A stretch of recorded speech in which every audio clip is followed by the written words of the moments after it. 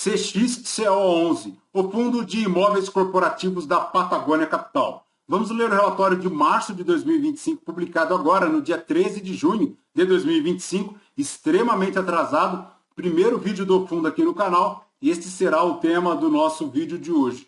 Está aí, pessoal, o fundo que tem como objetivo a valorização de suas cotas por meio da aquisição de ativos imobiliários e ou recebimentos mensais de locação de imóveis locados aí à Caixa Econômica Federal. Na data que eu gravo aqui com vocês, o CXCO11 cota na B3 a R$ 57,39, fazendo um P sobre VP de 0,60, uma variação negativa nos últimos 12 meses de 15,37%. A cotação lá no mercado secundário mergulhou aos R$ 48,85 em novembro de 2024 e desde então não conseguiu superar o patamar de R$ 60, conforme vemos aqui no gráfico do Investidor 10, repousando aí aos R$ 57,39. A última distribuição do fundo ocorreu agora no dia 13 de julho de 2025, 65 centavos por cota, segue lá fazendo o yield de 1,1 ao mês, anualizado de 13,64%. Se o cotista tivesse investido R$ 1.000 em CXCO11 há 2 anos, teria perdido dinheiro. R$ 988,70 seria o valor atualizado, já considerando o reinvestimento dos dividendos. O fundo segue bem inferior lá à linha do CDI, enquanto no período o CDI deu 24,64, o IFIX 11,28 e o IPCA 9,54, o CXCO11 deu uma rentabilidade negativa de 1,93%. Então, ponto de atenção é a rentabilidade aqui do CXCO11. Mas, voltando aqui para o relatório, pessoal, a gestão comenta que no mês a receita do fundo totalizou 2.800.000, o que representa um resultado de 73 centavos por cota. A distribuição foi de 65 centavos por cota e a reserva do fundo chegou lá aos 57 centavos por cota. O fundo iniciou o mês cotado a R$ 56, segue lá na casa dos 57, como vimos, uma pequena variação positiva nos últimos meses de 4,94%.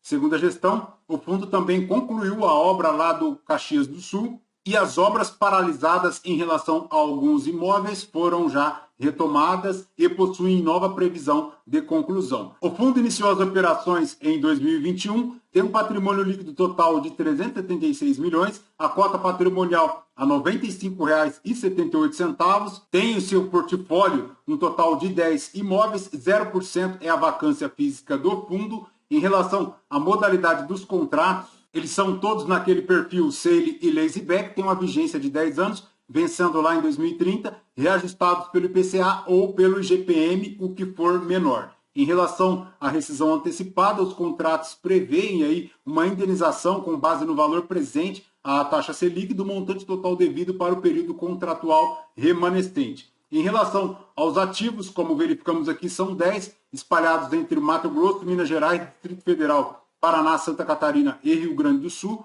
A maior receita por locação segue lá o Distrito Federal, 37%.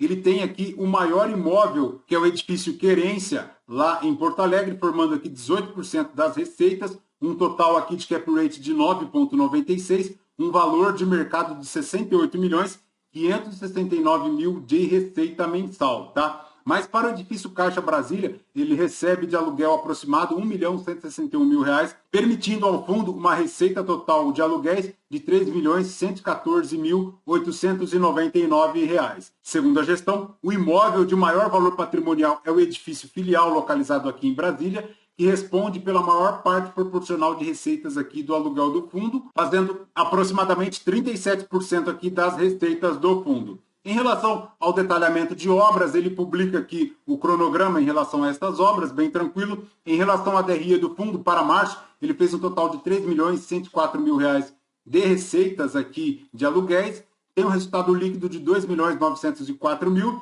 um resultado caixa do fundo no mês de R$ 2.843.000, o equivalente a 65 centavos por cota. Segundo a gestão, durante o mês de fevereiro, vejam pessoal, extremamente atrasado o relatório, né? A cota negociada no mercado secundário teve uma variação positiva de 3,59%.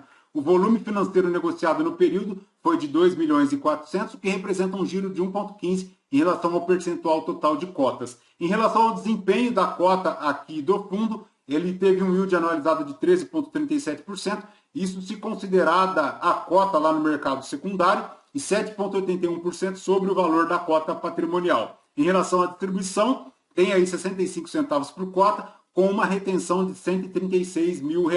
Em relação ao desempenho da cota, pessoal, desde abril de 2024, a cota decresceu bastante aí no mercado secundário e não supera, inclusive, o IFIX, confirmando o gráfico lá do Investidor 10, que o fundo se encontra bem aquém do CDI e também bem aquém do IFIX, inclusive já há um bom tempo aí na linha inferior, desde pelo menos julho de 2024, então ponto de atenção aí é a rentabilidade do CXCO11. Perfeito, pessoal? Ponto de atenção é a rentabilidade do fundo e também considerar que ele é monoinquilino, apenas locado aí à Caixa Econômica Federal, o que aumenta demais a matriz risco-impacto por inquilino, porque ela fica apenas com a Caixa Econômica Federal, que, apesar de ser uma empresa estatal do governo federal, tem lá os seus riscos, como vimos inclusive lá no TRBL 11, que tinha uma situação de um imóvel locado lá para os Correios, empresa estatal também, e que está passando por sérias dificuldades para receber esses aluguéis. Perfeito, pessoal?